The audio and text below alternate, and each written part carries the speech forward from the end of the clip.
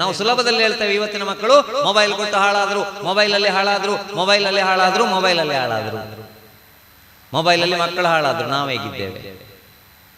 ಮೊನ್ನೆ ಒಬ್ರು ತಾಯಿ ಮಾತಾಡ್ತಾ ಮಾತಾಡ್ತಾ ಹೋಗಿ ಕೂತದ್ದು ಹಾವಿನ ಮೇಲೆ. ಪೆಟ್ರೋಲ್ ಪಂಪಿನಲ್ಲಿ ಆದ ಕತೆ ಗೊತ್ತುಂಟು ನಿಮಗೆ. 2 ಬೈಕು ಪೆಟ್ರೋಲ್ ಪಂಪಿಗೆ ಬಂತು. 2 ಬೈಕಿನಲ್ಲಿ ಕೂಡ ಗಂಡ ಹೆಂಡತಿ ಕೂತಿದ್ದಾರೆ. ಗಂಡ ಪೆಟ್ರೋಲ್ ಹಾಕ್ಲಿಕ್ಕೆ ಹೋದ, ಹೆಂಡತಿ ಮೊಬೈಲಲ್ಲಿ ಮಾತನಾಡಿಕೊಂಡು ಆಚೆ ಹೋದ್ರು. ಗಂಡ ಪೆಟ್ರೋಲ್ ಹಾಕಿ ಬಂದ, ಹೆಂಡತಿ ಕೂತ್ಲು. ಬೈಕು ಹೋಯ್ತು 40 ಕಿಲೋಮೀಟರ್. ರೈಟ್ ಸೈಡ್ಗೆ ಹೋಗ್ಬೇಕಾದಂತ ರೋಡ್ನ ಬದಲು ಲೆಫ್ಟ್ ಸೈಡ್ಗೆ ಯಾಕೆ ಹೋಗ್ತಾ ಇದ್ದೀನಿ ಅಂತ ಬೆನ್ನುಗುದ್ದುವಾಗ ಗೊತ್ತಾಯ್ತದ್ದು ಗಂಡ ಬೇರೆ.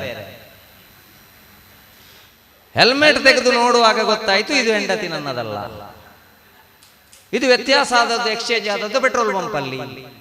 ನಮಗೆ ಮೊಬೈಲಲ್ಲಿ ಮಾತನಾಡ್ತಾ ಮಾತನಾಡ್ತಾ ಹೋಗುವಾಗ ಬೈಕ್ ಯಾವುದು ಗಂಡ ಯಾವುದು ಗೊತ್ತಿಲ್ಲದ ಪರಿಸ್ಥಿತಿ ಇರುವಾಗ ಟಾಂಕಿಯಲ್ಲಿದ್ದ ನೀರಲ್ಲೋ ಬಂಧುಗಳೇ ಟ್ಯಾಪಲ್ಲಿ ಬರುವುದು. ಮೊದಲು ನಾವು ದೊಡ್ಡವರು ಸ್ವಲ್ಪ ಮೊಬೈಲನ್ನು ಕಡಿಮೆ ಉಪಯೋಗ ಮಾಡುವ ಮನೆಯಲ್ಲಿ, ಅಷ್ಟೊತ್ತಿಗೆ ಮಕ್ಕಳು ಸರಿ ಆಗ್ತಾರೆ. ಇವತ್ತು ಏನಾಗಿದೆ ಅಂತ ಹೇಳಿದ್ರೆ, ಬುಕ್ಕಿಗೆ ಫೇಸ್ ಮಾಡುವ ಸಮಯದಲ್ಲಿ ನಮ್ಮ ಮಕ್ಕಳು ಫೇಸ್ಬುಕ್ ಅಲ್ಲಿ ಇದ್ದಾರೆ, ಇನ್ಸ್ಟಾಗ್ರಾಮಿನಲ್ಲಿ ಇದರಲ್ಲಿ ನಮ್ಮ ಫೋಟೋಗಳನ್ನೆಲ್ಲ ಹೊರಗೆ ಹಾಕಿ ಅದನ್ನು ಅಪ್ಲೋಡ್ ಮಾಡಿ, ನನಗೆ 2,000 ಫಾಲೋವರ್ಸ್ ಇದ್ದಾರೆ, ನನಗೆ 3,000 ಫಾಲೋವರ್ಸ್ ಇದ್ದಾರೆ, ನನಗೆ 4,000 ಫಾಲೋವರ್ಸ್ ಇದ್ದಾರೆ. ಬಂಧುಗಳೇ, ನಮಗೆ ಒಂದು ಗೊತ್ತಿರಬೇಕು, ನಾವು ಯಾರು ಕೂಡ ಫೇಸ್ಬುಕ್ ನ DP ಅಷ್ಟು ಚಂದವೂ ಇಲ್ಲ, ಆಧಾರ್ ಕಾರ್ಡ್ ನ ಫೋಟೋದಷ್ಟು ಕೆಟ್ಟದ್ದು ಇಲ್ಲ. ನಮ್ಮ ಬಾಹ್ಯ ಸೌಂದರ್ಯವನ್ನು ಹಾಳು ಮಾಡಲಿಕ್ಕೆ ಕರೆಕ್ಟ್ ಇರುವಂತ ಒಂದು ಸೊಳ್ಳೆ ಕಚ್ಚಿದ್ರೆ ಸಾಕು.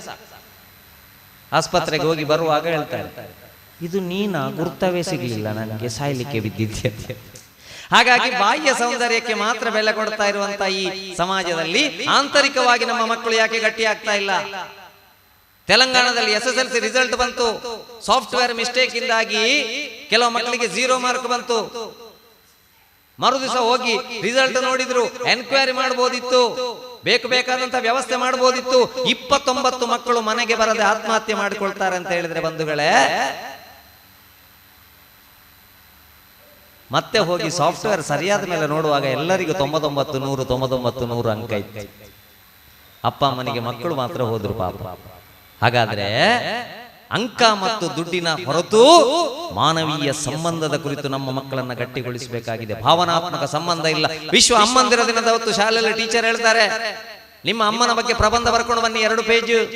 ಒಂದು ಮಗನಿಗೆ ಅಮ್ಮನೇ ಇಲ್ಲ, ಹುಡುಗನಿಗೆ ಅಮ್ಮನ ಶವ ಸಂಸ್ಕಾರ ಆದ್ಮೇಲೆ ಅವ ನೆನಪಿಗಾಗಿ ಅಮ್ಮನ ಸೀರೆಯ ಒಂದು ತುಂಡನ್ನು ತನ್ನ ಜೇಬಿನಲ್ಲಿಟ್ಟುಕೊಂಡು, ತನ್ನ ಬ್ಯಾಗಿನಲ್ಲಿಟ್ಟುಕೊಂಡು, ರಾತ್ರಿ ಮಲಗುವಾಗ ತಲೆದಿಂಬಿನ ಅಡಿಯಲ್ಲಿಟ್ಟುಕೊಂಡು ಪ್ರಬಂಧ ಬರೀಲಿಕ್ಕೆ ಹೇಳಿದ ದಿನ ಒಂದು ಕೈಯಲ್ಲಿ ಕಾಗದ, ಇನ್ನೊಂದು ಕೈಯಲ್ಲಿ ಅಮ್ಮನ ನೆನಪಿನ ಬಟ್ಟೆ ತುಂಡನ್ನು ಹಿಡ್ಕೊಂಡು ಹೋಗಿ ಫೋಟೋದೆದುರು ಕೂಗ್ತಾನೆ, ಅಮ್ಮ ನಿನ್ನ ಬಗ್ಗೆ 2 ಪುಟ ಬರೆದುಕೊಂಡು ಬರಬೇಕು ಅಂತ ಹೇಳಿದ್ದಾರೆ. ಏನು ಬರೀಲಿ ನಾನು, ಏನು ಗೊತ್ತಿಲ್ಲ ನನಗೆ, ಕಣ್ಣೀರು ಬಿಟ್ರೆ ನಿನ್ನ ಬಗ್ಗೆ.